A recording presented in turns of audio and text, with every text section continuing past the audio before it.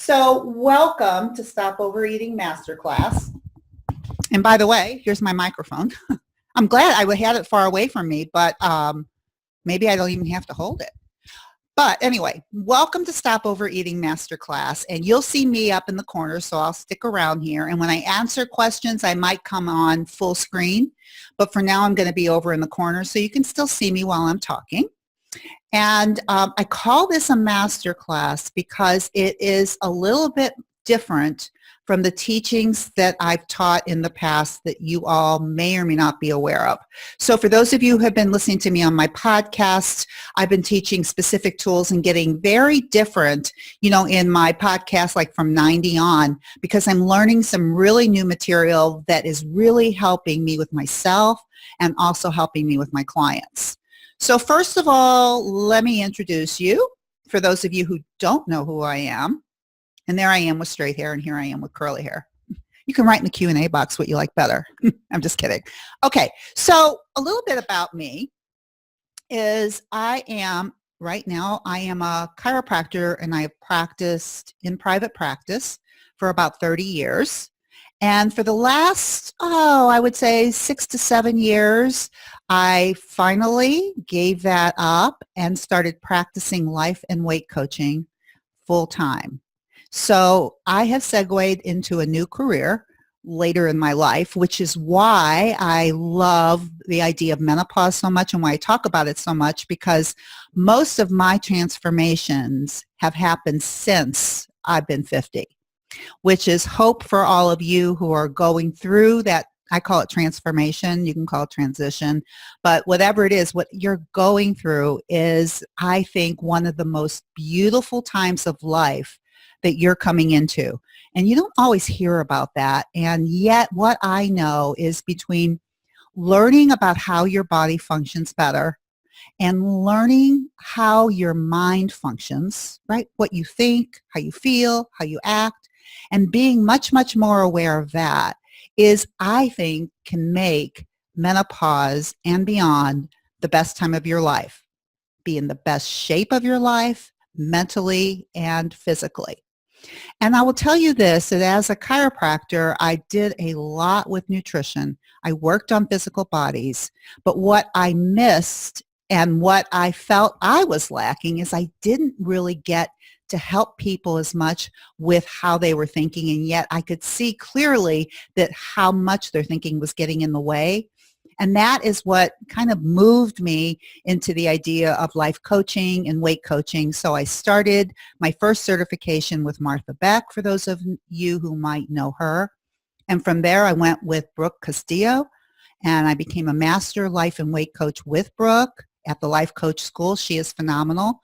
All the tools, weight tools that I use, most of them I learned from her. She is definitely my mentor. I also instruct with her life coaches at the Life Coach School. So this is definitely my passion right now.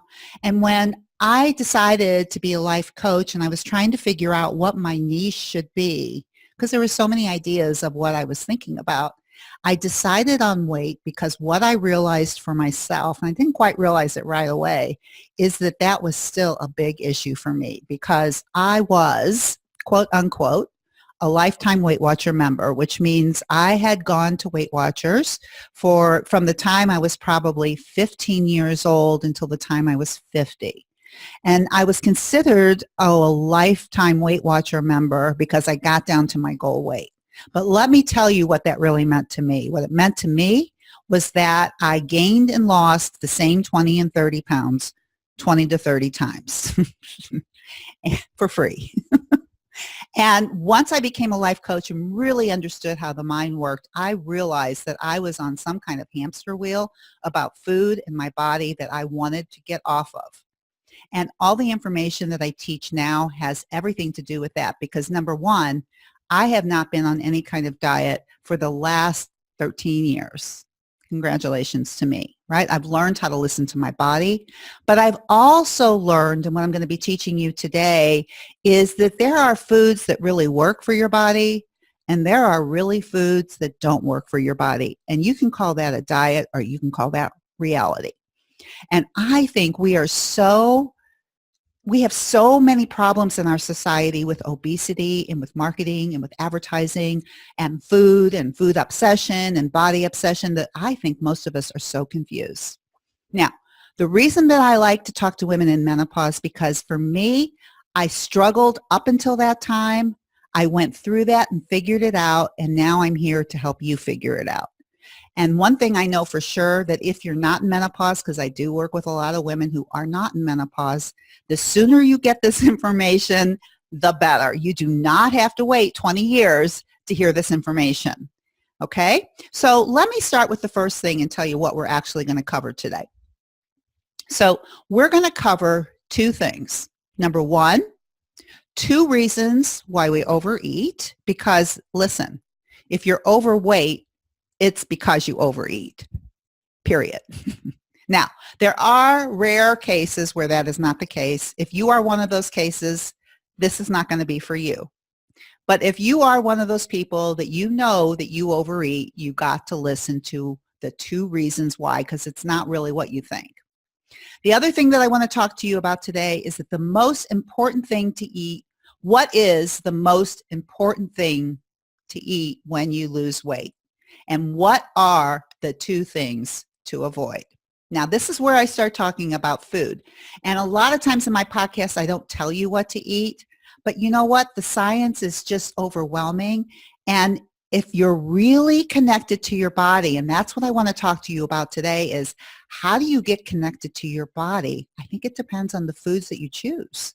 I think the foods that you eat have a huge response to your body and either mess with your mind or help your mind. And the third thing that I'm going to talk about today is how you can get help from me if you want it. And if you don't, I still have a bonus for you at the end that you may like to stick on to hear it. All right, so here we go. If you're overweight, I already told you the hint, it's because you overeat, period. Now, you overeat for 2 reasons, and I want to tell you about that because most people just say, well, I can't control myself and there's something wrong with me. And I would say there's so much shame around overweight, and really there shouldn't be. And I think by the time you're through hearing me today, you're going to realize what that answer is. So let's see. So the first reason that you overeat, you see this woman over here? Have you ever felt like her? Is called overhunger. Now, I know you all know what hunger is, but I also want you to understand this concept of overhunger. And overhunger means that you just feel like you have to eat all the time, and that even when you do eat, you feel like you want to keep eating more. And there is a reason for this. The other reason that you the reason that you overeat is because you also have over desire. Now, over desire is a feeling, the desire, and over desire is too much desire. For most of you, and for myself, surely in the past, is I desired food more than I desired anything else. I had a huge desire to overeat. And as long as that desire is there, you will overeat. So overhunger, if you feel like you're hungry all the time because the physiology of your body is off, then you are going to be over hungry and overeat. And over desire, if you have a mind that's not managed and has all kinds of thoughts, because this is what I want you to know, that if you have over desire, which we call a feeling, it is created from your mind and your thoughts. Now, what I want you to know is that there's nothing wrong with you and that your brain is working perfectly, because this is what your brain's function is. It's to keep you safe, make sure you don't die, and keep you happy. It loves pleasure. That's the purpose of the brain. Now, the brain, what it wants to do, find happiness or seek pleasure, avoid pain at all costs, and do what's working. This is what that means to you when you think about food, is the easiest way for you to get pleasure, what you've learned over time. For those of you who are overweight and have over desire, is because you have trained your brain to think that anytime you are in any type of psychological pain, that's pain, your brain will do anything to avoid it. It keeps you safe, and it's going to do what's working. And for many of you, what's been working is a cupcake. Or for me, potato chips. So here's the thing with the brain. If all it wants is for you to be happy, and all it wants is for you to stay out of pain, and at some point in your life, for many of us teenagers, we have learned that when we feel negative emotion, we can eat something that has an inordinate amount of flour and sugar. And if we've been doing that for many, many years, and this is what I'm talking to you about, ladies, especially for those of you that are in menopause, that means that you have your brain has figured out that the way that we avoid pain is by eating cupcakes.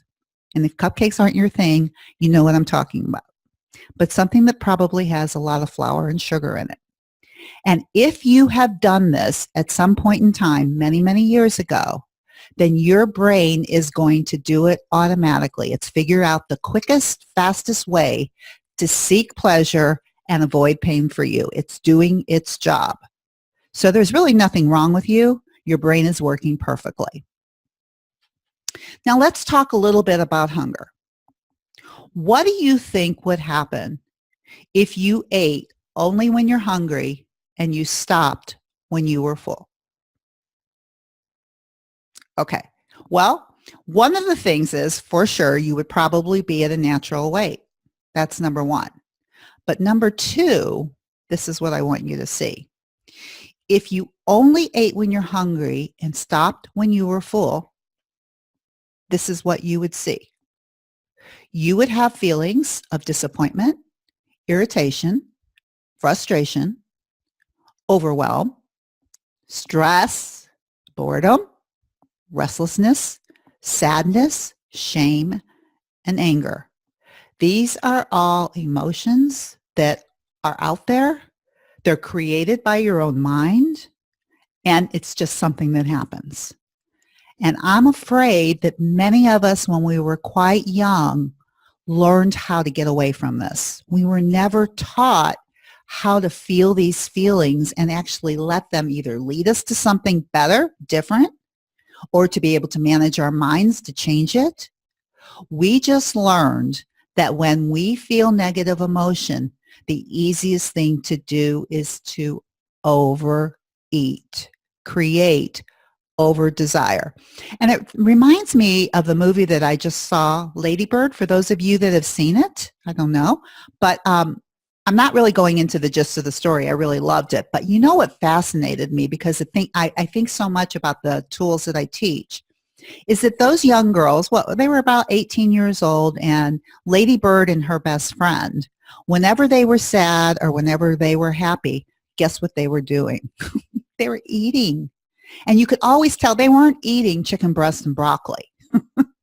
They were eating crappy, crappy food. They were mushing it into their mouths. They were laughing. They were giggling like they were having the best time. And you know what? I thought of myself, and I remember thinking how much fun that was. You know, I didn't know, and nobody taught me. And so I learned at a very, very young age that when these feelings come up, the best thing and the easiest way to get away from these painful things was to eat when I wasn't hungry.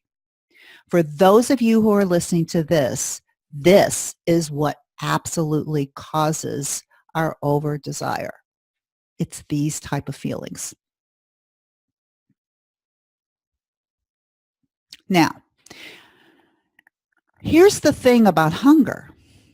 Our bodies came equipped with the perfect instrument to tell us when we need fuel.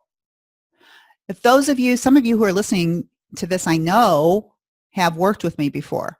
So I know that you've been learning how to feel what real physical hunger is. I mean, we have to have it. It's innate in us, right? To be able to eat. If we don't eat, we die, right? So what happened between having this perfect instrument in our body that tells us when to eat and when to stop so that we just weigh what we're supposed to weigh?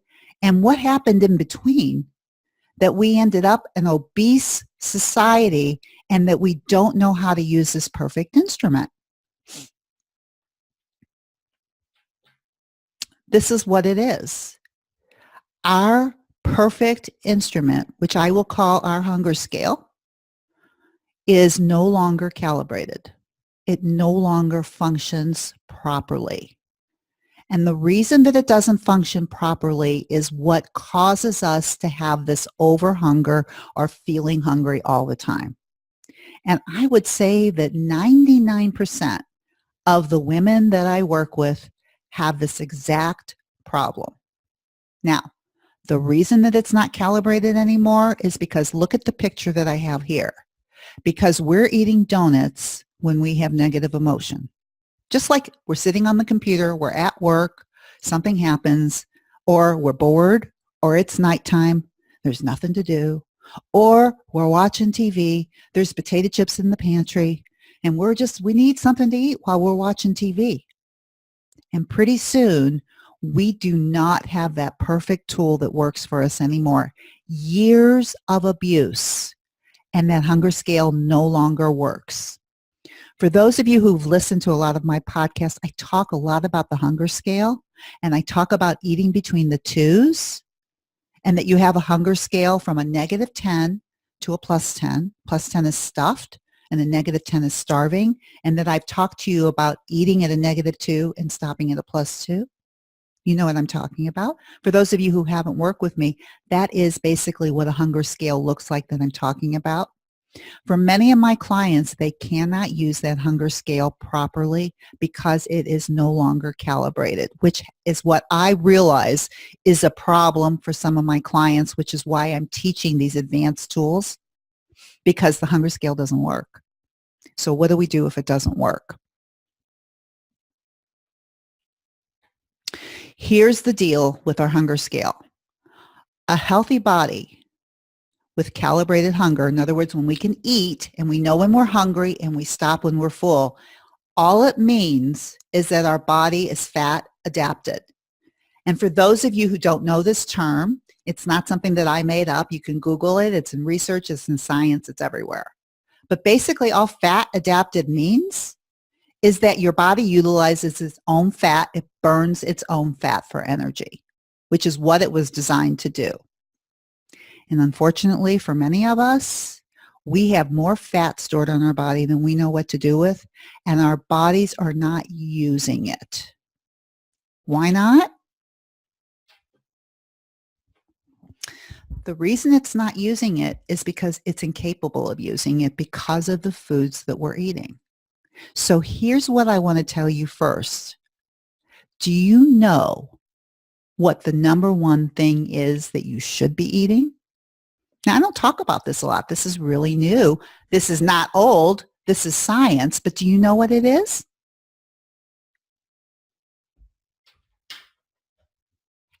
Yep. Your own body fat. We call it dining in. Now, how does your body utilize its own fat? It was made to do that, right? So we weren't made to be eating all the time. And the problem with eating all the time and eating the wrong foods all the time is instead of burning our own fat, we're just busy burning sugar all the time. We're busy burning all the food that we're eating all the time, and we're storing more and more fat on our body. And what I want to talk about today is the whole possibility of using your own fat or dining in. I'm going to just call it dining in. If you're not eating, that doesn't mean that there's nothing going on. You're eating, you're burning your own fat. That's what we want to teach your body how to do again. Because if it's not calibrated, it's because it's burning sugar all the time and it's not burning fat. Now, what do you think lasts longer, sugar or fat? Fat sates you. Sugar makes you hungrier. And just think, if your body could utilize its own fat all the time, then you not only would you feel less hungry more often, but you would also be burning your own fat more often and much more able to be at your own natural weight. So before I go on, I want to know if you have any questions that you would like to ask me. I'll give you a second. Anything about over hunger, over desire, or this whole idea of fat, I'll give you a couple seconds. And if you don't, I'll just go on because I got a lot more stuff to talk about, a lot more stuff. But this is really a lot different information than I usually talk about. But it's not that I don't talk about this. It's just that I use it in more of my advanced teachings in my basic programs with my clients. But I want you to have this material now because what I found is people that follow my podcast, some of them are really good at being able to eat between the twos, and they really start getting their own hunger scales calibrated because they are eating more of the more proper foods on purpose. So they can calibrate it. It's not that it's impossible. But for many people, their hunger scales are so not calibrated that they can't get in touch with their hunger at all. And so as much as I teach about the hunger scale, for some people it just doesn't work. And what I'm telling you here is it's okay. There's another way. Okay, so I don't have any questions right now. Are you going to teach how to eliminate sugar? Yes, I am. So hang in there. Yeah. But you know what I want to ask you right now? So that's Cooperstown. Wonder who you are. Do I know you? But why do you want to know? Can you just tell me why?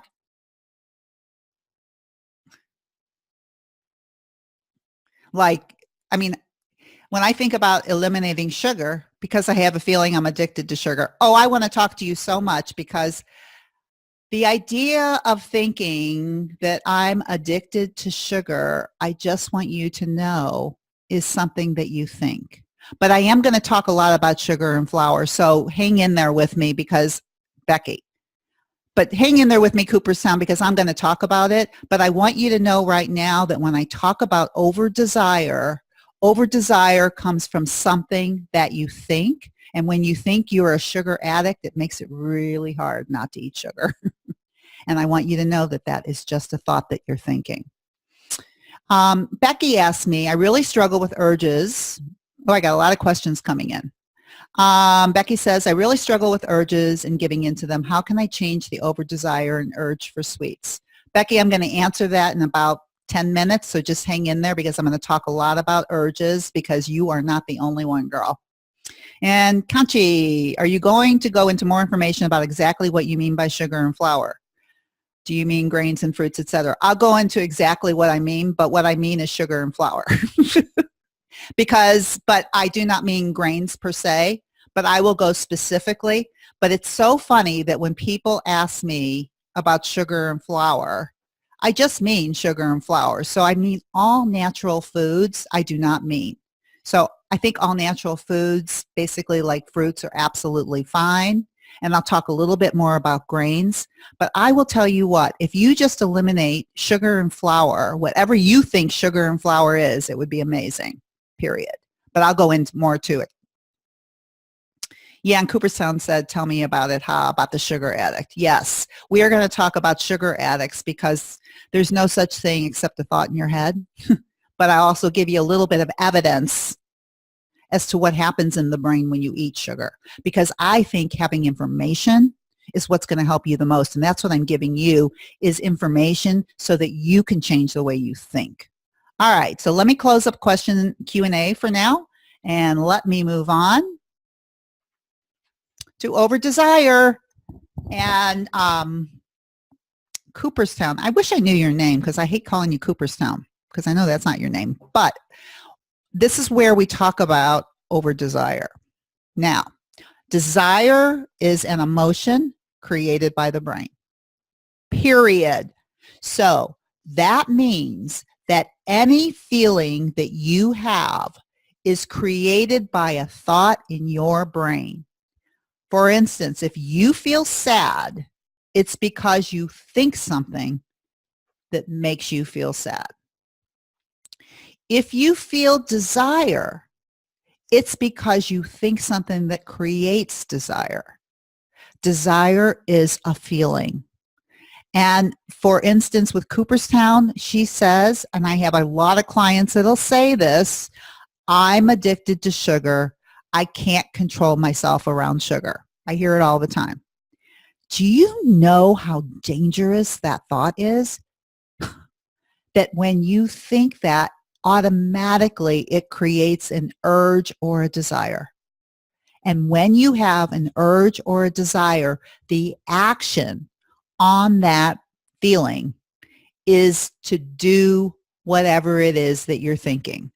So if you believe that you're a sugar addict and you feel such huge desire, guess what you're going to do the next time you see a cupcake?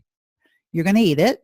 You're going to eat as much as possible, probably, because you don't think you can control yourself because you're a sugar addict.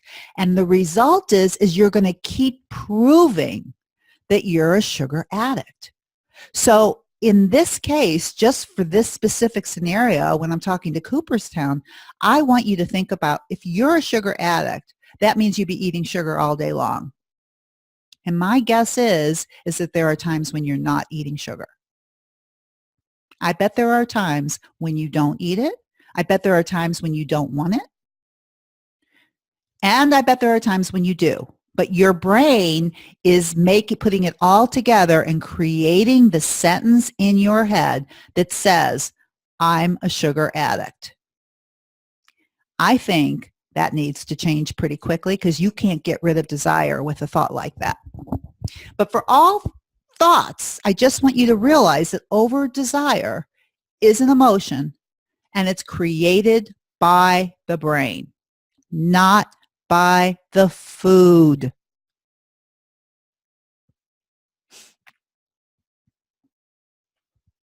So when I think about over desire, I see there's some more questions up there, but I'll give you some more time to answer questions later. I promise I'll answer all questions before this is over. But I want to make sure I get all this information in. So I want you to think about over desire. So if you've had children before, I have 2 grandkids right now. One's just coming out of being an infant. What do they eat? They just drink milk all day long, nurse all day long. They don't need a variety of food, and they exist perfectly. What's that about? And, you know, when they're toddlers, have you ever tried to make a child under 5 years old eat something? You cannot. You cannot make them. And that is because they do not have any type of this desire to eat when they're not hungry. It is non-existent. And because of that, what I want you to see is that this desire or over desire is learned. And anything that is learned can be unlearned. Just want you to see that. If you think a thought enough that I'm a sugar addict and I can't control myself around sugar, all by yourself, you are creating this feeling. Now, there are many ways to get around this thought, but first you have to realize that the thought that I am a sugar addict is something that you think, but I know that you think it's just a fact about you. But one thing we know about facts is that everybody has to agree on it. And my guess is with you, Cooperstown, is that you can control yourself around sugar at some point in time. Otherwise, you'd be eating it all day long and you'd never be eating anything else. I want you to think about it. I bet there's times when you haven't eaten it at all. My guess, if you're anything like most of the women that I work with, is you've been on and off everything. So there you go. But I will tell you what, your brain can create this over desire, and I'm pretty sure yours has. So here we go. So this is what I want to teach you, because this is probably the most fascinating thing that I ever could possibly teach. And I know some of you know it, but I call this the model. And I want to show you how it works, because it has everything to do with how thoughts create feelings, actions, and results. So what I want to show you here is that a circumstance, or a C, is just a fact. So for instance, a fact is anything that is agreed upon by everybody. It can be proven in court. There is nobody that would disagree. That's a fact or a circumstance. Now, all circumstances can trigger a thought. And a thought is just a sentence in your head that is triggered by a fact. So a fact itself or a circumstance is always just neutral until you make it mean something, which is where your thought comes in. Now, a thought or a T always will create an F or a feeling. Feelings come from thoughts. Feelings do not come from circumstances. Now, all feelings, like we talked about desire is a feeling that comes from a thought. I'm a sugar addict. And the feeling of over-desire will create an action or an inaction, what you do when you feel over-desire. My guess is what you do when you feel over-desire and think you're a sugar addict is you eat more sugar. Right? So that's the action that you do, or the A. And then when you eat more sugar, the result of that is that you get to prove your thought that you're a sugar addict. And when you think that you're a sugar addict, as long as you think it, you will always be looking for evidence to prove that that is true. So you're going to continue to create evidence for your thinking. So Cooperstown, you got to stop that thinking. You got to at least realize that that thought is creating more of what you don't want. All right, so let's go on to the next thing because I want to show you how it works in this model. So if you remember what I told you is the C is a circumstance, right? It's a fact. So let's say that the fact is that there are cupcakes at the event. It's a circumstance, it's a fact, and we know it is because it can be proven. Anybody that's there will see the cupcakes. It's proven. It's a fact. Everybody agrees. It's also neutral, which means there's no feeling involved in this until the C triggers a T or a thought. And in this case, the thought is not that I'm a sugar addict, but the thought is I can't not eat one. Or the thought could be I have to eat it. Or the thought could be I can't control myself. Right? And that thought alone, when you think, oh, I have to have it, or I can't not eat one, will create a feeling of desire, over desire. Now, what many people believe is that the cupcakes are causing the desire. But as you get to learn the way the brain works or the way this model works, is that the desire does not come from the cupcakes. The desire comes from what your mind creates of sentences in its own head about those cupcakes. Now, when you desire that cupcake, there's only one thing that's going to happen. You are going to eat a cupcake. That's going to be the action of that. And the result of eating a cupcake is, number one, you're going to create more desire for cupcakes. And number two, you're going to prove to yourself that you can't not eat it, right? You're always going to create evidence for the thought, always. So this is something that I teach a lot with my clients and in groups. It's probably the most important tool that I could ever teach because it's how your mind works. Many people come into this believing cupcakes are the problem. Or like, for instance, with Cooperstown, she thinks the C, like the C can be sugar, right? It's a neutral fact. Sugar is sugar. Now, she has this feeling, right, of over-desire, but the reason that she has the desire isn't because of the sugar. It's because she thinks that she's a sugar addict. And that's what creates the problem, not the sugar. But I am going to give you some more facts about sugar, but I want you to see how your brain functions. This is what it does. All right, so what do? The reason that your brain functions like this is a couple reasons. And the main reason is because of this certain term called dopamine. And dopamine is something that happens in your brain, and it tells your brain to get more. So what happens when you eat a cupcake, not only do you have your brain saying you're a sugar addict as a thought, but your brain is also releasing a huge amount of dopamine that tells your brain, I love it, let's get more. So that is happening too. So if that happens in the brain, that dopamine is released in the brain, and it's not a bad thing. It's just, it happens all the time. It's part of pleasure.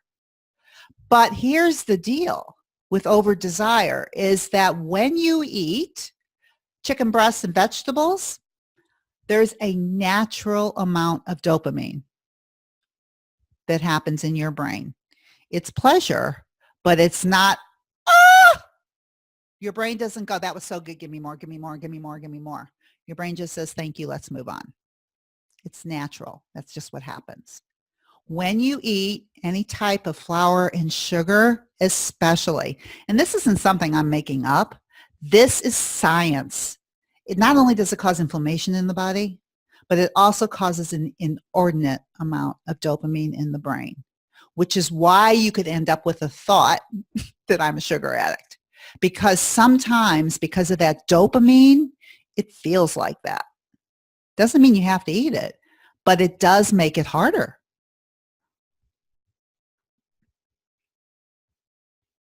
So, with that being said, there are two foods, if you haven't figured it out by now, there are two foods that are causing most of these problems with this huge amount of dopamine that's released in the brain that causes over desire and over hunger. So it causes over desire psychologically, but it also causes over hunger, which is physically. It messes with your hunger scale and it messes with your brain. So it makes how you think, it messes with your own thinking process too. Because what I find for sure as people start coming off flour and sugar, is their thinking gets better. It's just amazing, all of this. So the two foods that cause the most amount of problems is flour and sugar. I'm sorry, but it's true. And what do you do about that? Flour and sugar? I know. You're probably looking at your computer screen just like that and going, what? I can't get rid of that. I'll feel deprived. I'll feel restricted. I don't want to have to live like that. And I'm going, you know what I know for sure how you don't want to live? I don't think you want to live the way you've been living. The way I was living for 30 years was I was either restricting, depriving myself, or I was eating off the rails all the time. I never felt good about myself. I never felt in control. I never knew what was going to fit me. That is what I don't want to have to deal with anymore. So with flour and sugar, I think you need to understand the science behind why it affects your body like this, and then you get to make some decisions. Because I'll tell you, I work with a lot of women that sometimes have a little bit of it. They figure it out. You don't have to get rid of it. You just need to know how it affects you. And there's many, many ways to deal with it. So here we talk about this whole idea of desire and urges. And I know that was a question. So if desire, which I talked about when we talked about babies, right? They don't have that kind of desire. Toddlers don't even have that kind of desire if they're not eating that kind of food. But so a desire is something that you learn. And if a desire is learned, that means a desire can be unlearned. And the way you unlearn a desire comes from allowing an urge and not answering it. And I know that was one of the questions. And I think I did a 3-podcast series on urges because it's so prevalent, right? And what an urge is, it's like you could put an urge in for a feeling, in the F line. And an urge is like over desire. It feels like something irresistible, like you have to do it. Now, here's the thing. Every time you answer an urge, you strengthen an urge. I want to equate an urge to a screaming toddler. And can you imagine, for those of you who have children, grandchildren, whatever, have you ever gone to a grocery store with kids and they see candy in the store and they start screaming? Now, if they're screaming for candy and you say, no, you can't have it, and you stick to your guns, they usually quiet down. However, if they're screaming for candy and you say no, and then they start screaming louder and you say no, and then they start screaming louder and you say, okay, and you give it to them, what do you think is going to happen next time? They're going to scream again. Now, we know from early childhood, and I didn't tell you about that, but that was actually my first degree, so I know a lot about discipline in early childhood with kids, is that negative behavior is strengthened by rewarding it. We know that, right? So if you want to have a kid that screams for everything that they want and acts like a brat, which I know you don't, but just somebody, have you ever been in a grocery store where kids just screaming their heads off? You know that the answer to that is not to give it to them.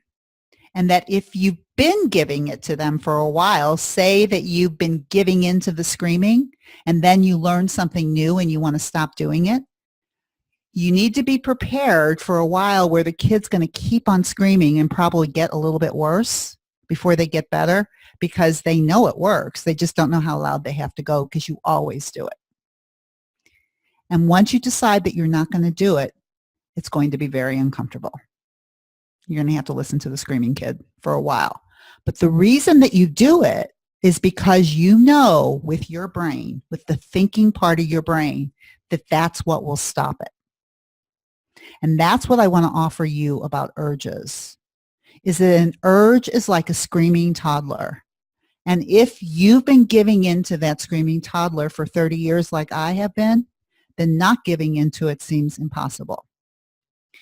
Now, if you feel it and you resist it, I shouldn't feel it, I don't want to feel it, I'm not going to do it, I'm not going to do it, I'm not going to eat it. You may not eat it, but we call that using willpower or white knuckling it. It's not going to last forever, right? Because you still have the desire. What you want to do is you want to be able to allow that urge to be there. It's okay. It's like if you have a screaming kid and you're in the grocery store, resisting it means you're screaming back at him, but you're still giving him the candy. But you're screaming at it. You're saying, stop it, stop it, stop it. And you keep going back and forth. You're resisting them as opposed to just walking on, allowing them to do what they're doing, knowing over time it's going to stop. That's what allows you to do it, because you use a different part of your brain called your prefrontal cortex that says, this is our plan and this is what we're going to do, because we know in the end they'll stop. And it'll be the best thing for them and for you. That's what I want to offer you about urges, is to think of that screaming child. And I will tell you what, in the beginning, it does not feel good. But think of it like this: 20 to 30 years of feeling like you're out of control, feeling not being happy with your weight, gaining and losing weight. Use your brain to help you see that the only way out of that is to stop it. But allow it. Allow a feeling in. See what it feels like. Right? And when you can just let it sit there and allow it without saying I shouldn't, couldn't, didn't, wouldn't, it will pass through you and it will go away. Not saying it won't come back. It'll come back a lot for a while. But when you don't reward it, you begin to extinguish it, and you also get to realize that you can feel a feeling and not eat. And then you become stronger.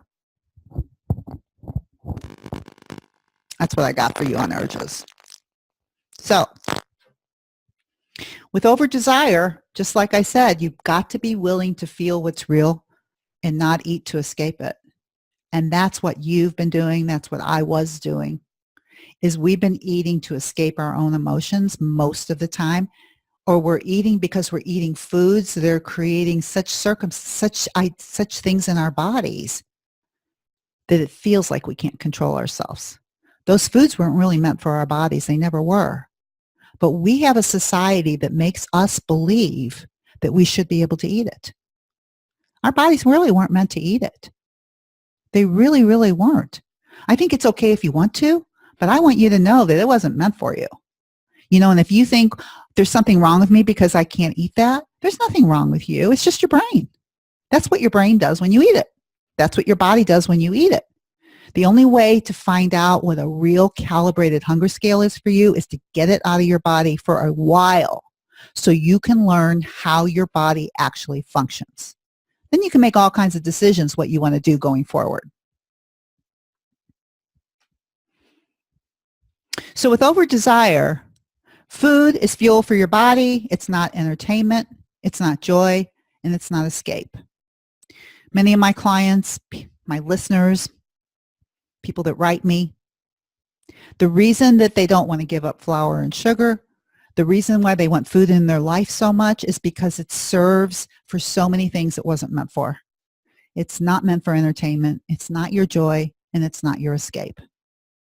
And any of those things, if that's why you're eating, is why you really need your brain looked at for what you're thinking, right? Because if what you're looking forward to every day is a glass of wine or a pint of ice cream, something's got to change. Really.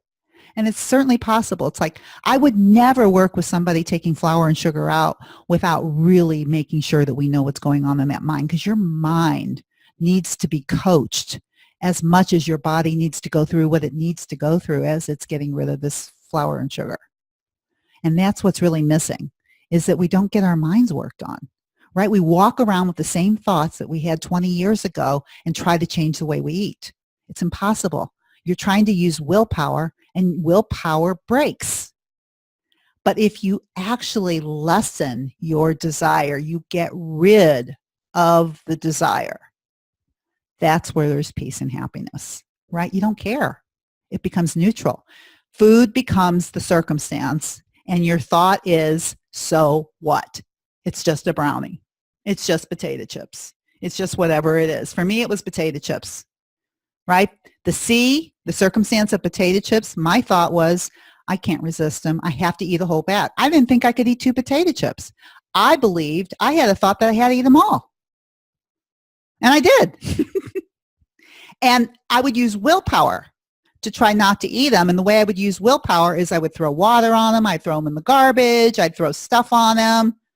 And I would still desire it. And as long as you have the desire, then you're using willpower instead of neutralizing the desire. Hope this makes sense. So I guess really what I want to say to you is I want your food to be boring, and I want your life to be exciting. And if you're avoiding all of these negative feelings, they are there to help you, not to hurt you. They are there to help you move in another direction, possibly. Or they're there to be managed by your mind, but they're not there to be avoided. And I'll tell you what, as you stop using food for your entertainment, your joy, your celebration, your socialization, your connection, whatever it is, you are going to find out about what your life really entails. And it's not just cupcakes and ice cream. So how about some questions? I can take questions for about 5 minutes. Wow, time is running out.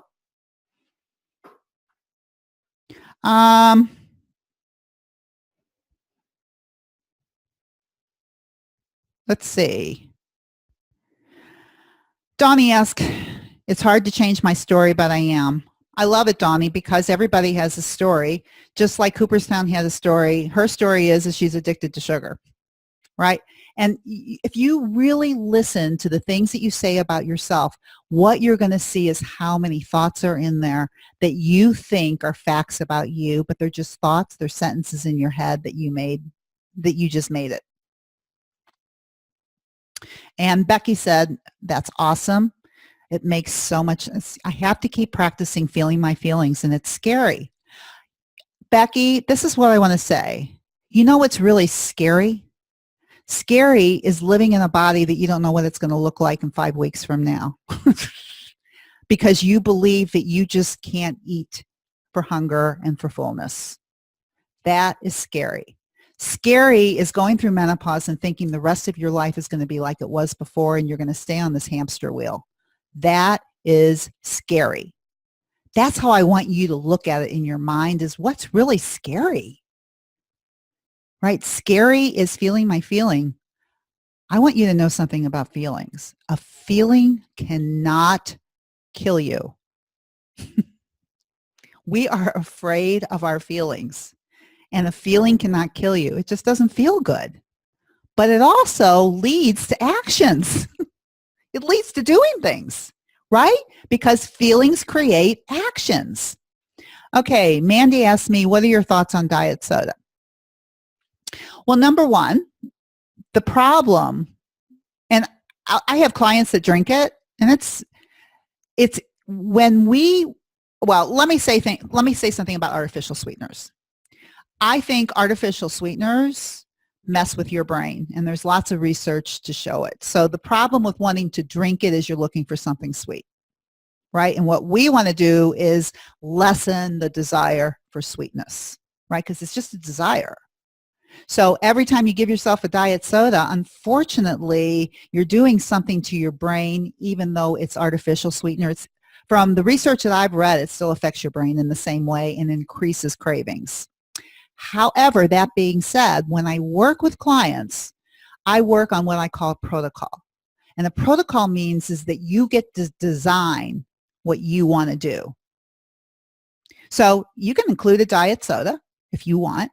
And then we see what the results are of that. Like if you can become fat adapted, if you can go longer times without eating, because the longer you go without eating, the longer you go without eating without being hungry. Let me say that.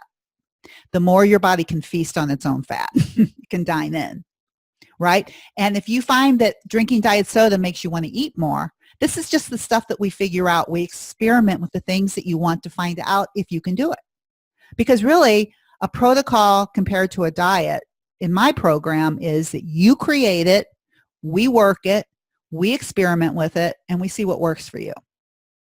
So in the end, it's yours, baby. So, if you want a diet soda, we keep it in and see what happens. If you want a diet soda, you keep it into your protocol and you see if you get the results that you want.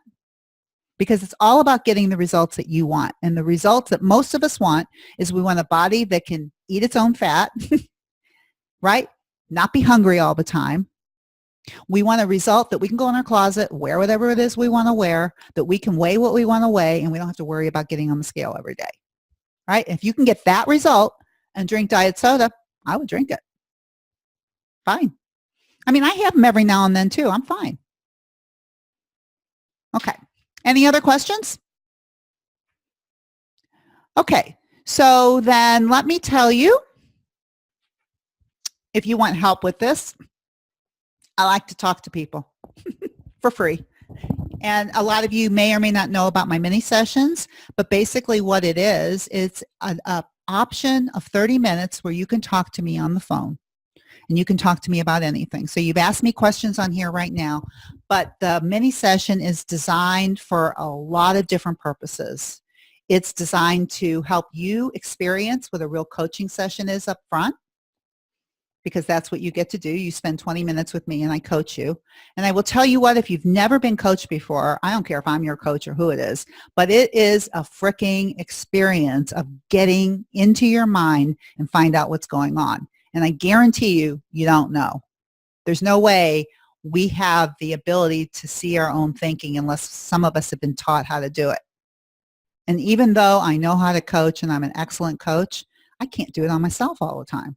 Right? Because I'm too much in emotion. So, I have my own coach. Another reason that you might want to do a mini session with me is because it provides a custom next step for you to help you get started. on your weight loss journey. So you just may have a question for me on some of these things that I've been talking about or on my podcast. It's a perfect opportunity to talk to me about it. No obligation, nothing. But I really do love talking to different people and finding out what's going on. And I'll show you, how coaching can help solve your problem around eating in menopause. It's a great next step for whatever you're trying to do. It's recommended even if you have no intention to hire a coach. So I'm good if you don't want to hire a coach. I'm really okay with it. But I would really love to help you in some sort of step, help you. And I can't imagine that you wouldn't get tremendous value out of this alone. Did I tell you it's free? If you're a good fit with the things that I'm talking about and you want to learn more about my individual programs, then of course I'm going to tell you about it. I do think it's fantastic, but it's not high pressure or salesy, if that's even a word. I'll just tell you about it. So if you want to find out more about what's going on in your brain, more about my programs, or more about just how do you do this, schedule a session with me. How do you do it?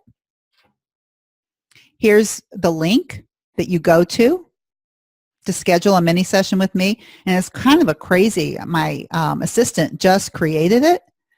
And the reason that it's a funny looking link is because my website just got bombarded with something and my website was taken down and just put up. So I wasn't sure if you would be able to get this.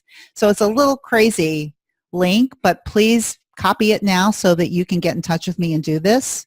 I only offer 3 a week. And I think they're pretty full. I'm going to go in there and open up a few more sessions for the month because I think it's just about full. So if you want this, I would say the sooner you do it, the better. There's not a lot out there. But if anything I've talked to you about today has sparked you, might be a good idea.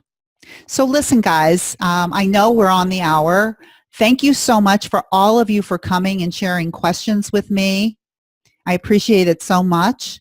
And, if you just want to email me, Dr. Deb at drdebbutler.com and say, hey, or thank you, or something that you learned from this, love to hear from you. And I think from here, I'm going to say hasta la vista, baby. Hi. I want to say goodbye. Thank you for coming. I hope you got a lot out of this. And I'll be doing another one of these in another week or two, so you can always come back. So thank you, everybody, and I'll see you soon. Bye-bye.